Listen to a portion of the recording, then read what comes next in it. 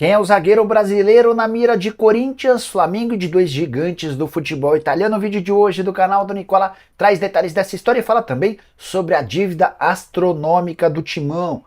Te atualizo ainda sobre a situação de Lucas Moura e James Rodrigues para a final do Campeonato Paulista.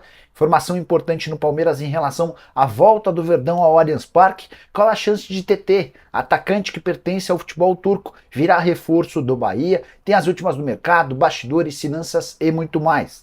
Antes de passar tudo isso, deixa eu só me apresentar. Me chamo Jorge Nicola, sou jornalista esportivo e objetivo por aqui. Deixar você por dentro de tudo que está rolando com o seu clube do coração para não perder nada. Aperta o botão vermelho de inscreva-se, ative todas as notificações e também deixa seu like. Combinado? Bora contar que todo esse conteúdo é um oferecimento de Aposta Real, o site que te dá R$800 de bônus de boas-vindas. Esse valor é o valor máximo, tá? Colocando na tela jogos desse sábado, tem no Campeonato Carioca Botafogo e Nova Iguaçu. Será que o Nova Iguaçu volta a aprontar depois de vencer o Vasco? Para mim não, tô apostando na vitória do Botafogo. Um pouco mais tarde, Campeonato Mineiro com Atlético e Cruzeiro, jogo que pode bater o recorde de público da Arena MRV. Tô prevendo a vitória do Galo e você gosta de dar seus palpites? Manja de futebol, então vem se divertir comigo na Aposta Real. Para participar é simples, pega o link que está no comentário fixo, já faz seu cadastro agora mesmo e não esquece de utilizar o código CNICOLA, tudo maiúsculo como eu estou mostrando na tela, para ter direito a um bônus de boas-vindas que pode chegar a esses R$800 que eu contei, beleza? Bora começar o vídeo com aquele tradicional giro de notícias e a primeira informação exclusiva. Luiz Henrique, novo reforço do Botafogo, desembarca nesse domingo no Rio de Janeiro e será preparado para estrear pelo Fogão justamente contra o Flamengo em partida marcada para a próxima quinta-feira.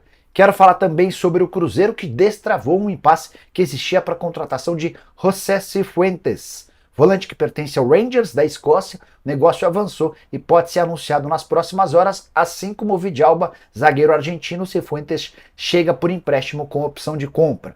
Para completar o giro de notícias, queria te atualizar sobre Mateuzinho, lateral direito que pertence ao Flamengo, interessa ao Corinthians, quase foi parar no Botafogo e agora também é alvo do Grêmio.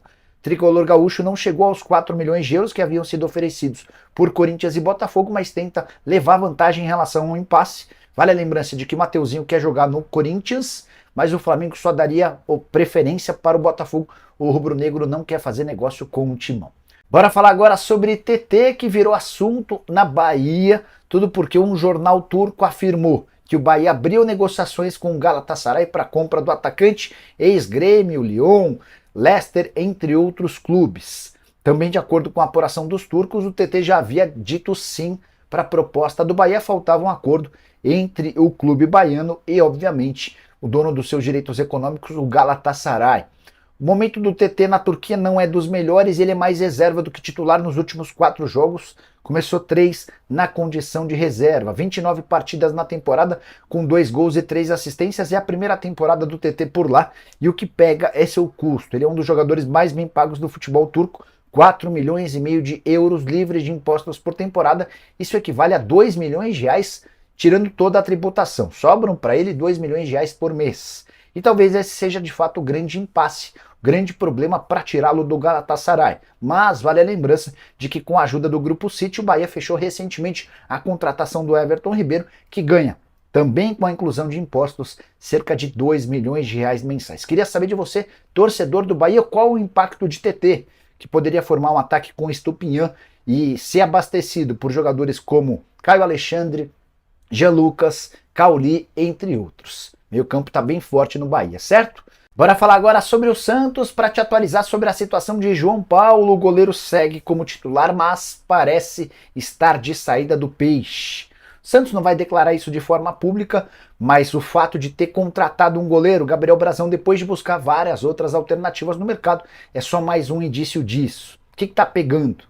A ideia do novo presidente do Santos, Marcelo Teixeira, era fazer uma grande limpa nos atletas rebaixados, especialmente nas lideranças. Isso aconteceu com quase todos os jogadores, o João Paulo foi a exceção, até porque o Santos demorou para contratar um atleta. Houve acordo com o Brazão, ele ainda não pôde ser inscrito por conta de um transfer ban.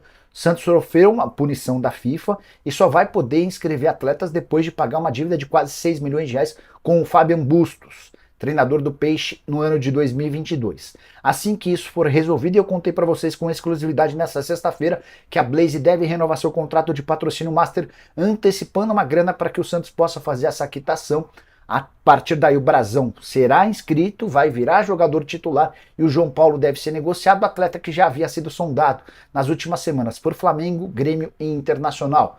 A pedida do Santos para vender o João Paulo é alta, 30 milhões de reais, duvido que alguém pague tudo isso por um goleiro de 28 anos de idade, que de fato é muito bom, mas pagar tudo isso por um goleiro não costuma ser um padrão. E você, venderia o João Paulo ou manteria no time? Use espaço para comentários e avalie, beleza?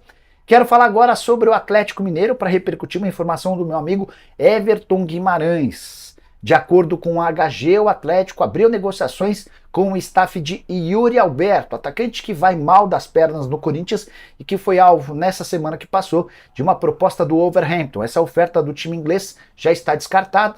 O mercado de transferências no futebol da Inglaterra, na Premier League, está encerrado. Então, o Yuri Alberto, nesse momento, continua no Corinthians, a menos que surja uma nova oferta. Corinthians assegura que ainda não foi procurado. Esse primeiro movimento feito pelo Galo foi para entender as condições do negócio com os representantes do jogador. Vale a lembrança de que o Yuri Alberto tem sido alvo de muitas críticas, mas ao mesmo tempo é um jogador caro. O Corinthians desembolsou, não dá para saber ao certo porque ele veio numa troca, né? Mas o valor de mercado do Yuri Alberto é de mais ou menos 20 milhões de euros. Acho difícil que esse negócio com o Galo avance, especialmente porque o Atlético não vai ter capacidade de fazer um investimento muito alto. Galo que já buscou várias outras opções para a função de centroavante. Nos últimos dias foram procurados Muniz, Marcos Leonardo e Caio Jorge, entre outros. Só para fechar sobre o Galo, nessa sexta-feira rolou uma reunião entre os dirigentes do Atlético e Rodrigo Caetano para tentar entender as condições para a permanência do executivo de futebol, que é alvo da CBF. A reunião não durou mais do que 20 minutos. Para mim, só mais um indício de que o Caetano já comunicou aos dirigentes do Atlético sua intenção de se mudar para a CBF. O anúncio deve acontecer depois do jogo dessa noite contra o Cruzeiro, talvez não nesse sábado, no domingo, no máximo segunda-feira. O Atlético vai precisar ir ao mercado em busca de um novo executivo. Quero falar agora sobre Gustavo Grossi, que não é mais o homem forte das categorias de base do Internacional, esse argentino que fez excelente trabalho no River Plate ao lado de Marcelo Gallardo. Os dois foram os responsáveis por tirar o River da Série B do futebol argentino e transformá-lo no clube que mais rivalizava com brasileiros, com direito até a título de Libertadores. Cumpriu 3 anos de contrato com o Internacional, seu vínculo se encerraria agora em março. As partes se entenderam e o Gustavo Grossi está no mercado. Na passagem de 3 anos pelo Colorado, vários títulos da base, além da promoção de 22 atletas para o time principal. Foram 127 milhões arrecadados com transferências de jogadores formados na base durante esse período e investimento de 81 milhões de reais, ou seja, um superávit de 46 milhões. Diante desse bom trabalho, mais um, Gustavo Grossi está no mercado e com propostas. O Atlético Paranaense está tentando contratar o Gustavo Grossi. Também houve um contato do Valladolid, time do Ronaldo lá na Espanha. Imagino que o Grossi não deva ficar muito tempo desempregado. Excelente profissional. Se o seu clube procura alguém para base ou para o time de cima, pode estar pintando aí uma boa alternativa. Quem sabe, por que não, Gustavo Grossi no Atlético Mineiro? Você gosta da ideia? Use o espaço para comentário e avalie, beleza? Quero te atualizar agora sobre Marquinhos, atacante que pertence ao Arsenal e alvo de uma disputa entre Corinthians e Fluminense. Na manhã desse sábado, antes de gravar vídeo, conversei com uma das pessoas que representam o Marquinhos e perguntei aí, ele vai para onde? A frase foi a seguinte, abre aspas, o martelo ainda não foi batido, mas deve dar Fluminense. O Diniz entrou no circuito e acelerou as conversas. Essa pessoa também lembrou que a janela de inscrições na Europa está fechada, então as alternativas ao Marquinhos hoje se resumem ao futebol brasileiro. Ele não pretende ir jogar nem na Major League Soccer, nem no mundo árabe. Só para arrematar e completar a informação sobre esse atleta. Jogador que pertence ao Arsenal, estava emprestado ao Nantes, o clube francês decidiu devolvê-lo de forma antecipada para o Arsenal, que não tem planos de utilizar o Marquinhos diante desse cenário. Enquanto disputa o pré-olímpico, Marquinhos espera definir seu futuro e hoje há um favoritismo para o Fluminense. Se confirmada essa possibilidade, é mais um jogador que foi pretendido pelo Corinthians e vai acabar optando por outro clube brasileiro. Foi assim, por exemplo, com o Borré, que vai jogar no Internacional, com o Terãs, que inclusive já estreou pelo Fluminense, assim como o Douglas Costa, pelo Pablo, que virou reforço do Botafogo, assim como o Luiz Henrique, pelo Matias Vinha, que é novo reforço do Flamengo, teve também o Caio Alexandre, que já foi apresentado no Bahia. Me ajuda a entender como é que o Corinthians tem perdido tantas disputas, logo o Corinthians, um dos clubes mais ricos e mais populares do futebol brasileiro. Bora mudar de assunto e contar para você quem é o zagueiro brasileiro que atua na Rússia e é pretendido por Corinthians, Flamengo, Milan e Juventus. E não sou eu que estou dizendo, é o próprio empresário do atleta. Eu me refiro a Lucas Fasson, zagueiro de 22 anos de idade. Ele surgiu em Cotia, na base do São Paulo, foi negociado com o Atlético Paranaense e foi do Furacão que ele se mudou para o Lokomotiv da Rússia. Titular absoluto por lá e disputa com a seleção brasileira o torneio pré-olímpico. O Wildemir Lopes deu a seguinte entrevista sobre o futuro do Fasson, abre aspas. Milan e Juventus têm interesse no Lucas Fasson, além de Flamengo e Corinthians. A dificuldade na Itália é que os clubes de lá não podem trabalhar no mercado russo nesse momento. Fecha aspas, eu já havia explicado para vocês que alguns dos principais centros europeus criaram embargos, proibições em relação a negócio com clubes russos, tudo por causa da guerra da Rússia com a Ucrânia. Diante desse cenário, se o Fasson não ficar no Lokomotiv, deve voltar ao Brasil e Corinthians e Flamengo são os maiores interessados. O Flamengo tem como principal alvo o Léo Ortiz, isso não é novidade para ninguém, mas se não der certo com o Ortiz, o Fasson pode surgir como um plano B. Já o Corinthians está no mercado em busca de um defensor, não conseguiu o Pablo, perdeu o Lucas Veríssimo, já contei para vocês que a negociação com o Lianco depende de um acordo com o Southampton e bastante dinheiro envolvido, cerca de 4 milhões de euros. Luan Pérez está se recuperando de contusão, enfim, Corinthians mapeando esse mercado em busca de defensores. Bora te explicar agora quando é que o Palmeiras vai poder voltar a jogar no Allianz Parque. Você sabe que por conta da condição do gramado sintético, que não teve manutenções adequadas, o Palmeiras decidiu que não joga mais no seu estádio e vai atuar por tempo indeterminado na Arena Barueri. Consegui com uma pessoa do Palmeiras a informação de que a W Torre já passou um prazo ao Palmeiras para regularizar o campo. A ideia é que o Verdão volte a atuar em seu estádio no dia 24 de fevereiro, num sábado, 18 horas, contra o Mirassol pelo Campeonato Paulista. O Palmeiras ainda não dá essa data como oficial e promete fazer uma inspeção no gramado para ver se ele de fato está bom. Se não, vai continuar mandando suas partidas na Arena Barueri. Nicola, o que aconteceu? Havia necessidade da troca do gramado? De acordo com o Palmeiras, não. Mas a W Torre não fez uma série de manutenções necessárias. E o composto que ajuda a fazer com que a grama artificial seja uma grama praticável para o futebol, esse composto não foi trocado e acabou se tornando algo impraticável. A W Torre promete já soluções imediatas, as obras já começaram por lá com a empresa chamada Soccer Grass, que é a mesma empresa que tinha gramado sintético no CT do Palmeiras. O Palmeiras, diante dessa confusão, decidiu rescindir o contrato com a Soccer Grass. Isso só vale para dentro do seu centro de treinamento. Em relação ao Allianz Parque, que é administrado pela W Torre, a Soccer Grass continua prestando serviços. Só para fechar sobre o Palmeiras, contei para vocês nessa sexta-feira que Lázaro havia virado reforço, certo? O negócio está sacramentado, os documentos já foram acertados. O atleta está no banco de reservas no jogo que está acontecendo agora pela manhã entre o Almeria e o Valência. Assim que o jogo acabar, o Palmeiras emite as passagens e entre domingo, segunda, no máximo terça-feira, o Lázaro estará em território paulista para assinar o contrato de empréstimo por uma temporada, opção de compra de 13 milhões de euros por 80% dos direitos econômicos. Confesso que achei o valor bem alto. Bora fechar o vídeo para falar. Não, tem mais duas informações importantes. Quero contar agora sobre a dívida do Corinthians astronômica. Rosalá Santoro, diretor financeiro do Timão, deu uma entrevista a um site que cobre o Corinthians, o Meu Timão, afirmando que hoje a dívida do Corinthians é de 1.650 bilhões de reais. Confesso que nunca tinha ouvido um clube com uma dívida tão alta.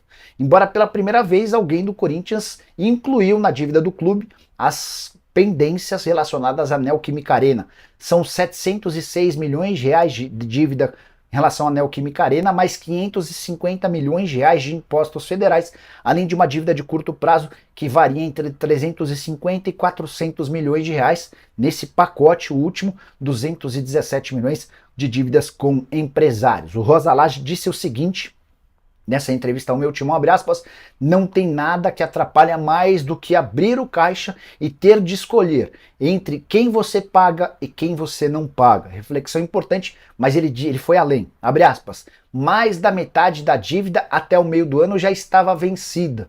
Foi dessa maneira que o Augusto Melo assumiu a presidência do Corinthians, situação caótica. E o Rosalá completa, abre aspas, se essa dívida de curto prazo não fosse com fornecedores que seguem se relacionando com o clube, seria um caso de insolvência e de falência, fecha aspas. Tá bom para você? Use espaço para comentário para dar uma nota de 0 a 10 para a passagem de Duílio Monteiro Alves pelo Timão. Bora fechar o vídeo para falar sobre o São Paulo. Quero te atualizar sobre as situações de Lucas Moura e James Rodrigues. Quero já deixar bem claro logo de cara que o Lucas Moura será dúvida para o jogo final da Supercopa do Brasil contra o Palmeiras até minutos antes do jogo. Nessa sexta-feira ele treinou à parte, não fez parte do treinamento normal e ele tem um incômodo muscular e está tratando durante quase todo o dia. A ideia é chegar com o mínimo de dores possíveis para a partida e aí não se sabe ao certo se ele vai ser relacionado para começar ou para tentar terminar os minutos finais do jogo. Vai depender muito da recuperação. O que é certo é que o Lucas Moura viaja com o time para Belo Horizonte, viagem acontece nesse sábado e vai levar essa dúvida sobre a sua participação ou não até aquele teste no vestiário antes de a partida começar. Se tudo correr bem, o Lucas vai para o jogo desde o princípio. Caso sinta alguma dor que o impeça de começar jogando, deve ser colocado no banco de reservas para tentar atuar nos minutos finais da decisão. Vale o título, o único que o São Paulo ainda não conquistou. E se o São Paulo for campeão da Supercopa do Brasil, vai poder se declarar o primeiro clube brasileiro a ter conquistado todas as competições disputadas por aqui.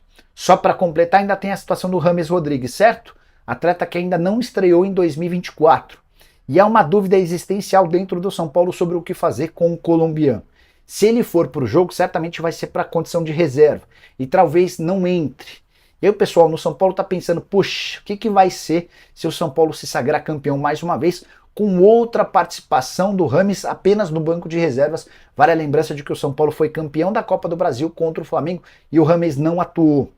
O que rendeu, inclusive, uma discussão meio chata entre o James Rodrigues e o Dorival Júnior. O James se incomodou. O problema é que o James não se colocou à disposição para os primeiros jogos do São Paulo na temporada.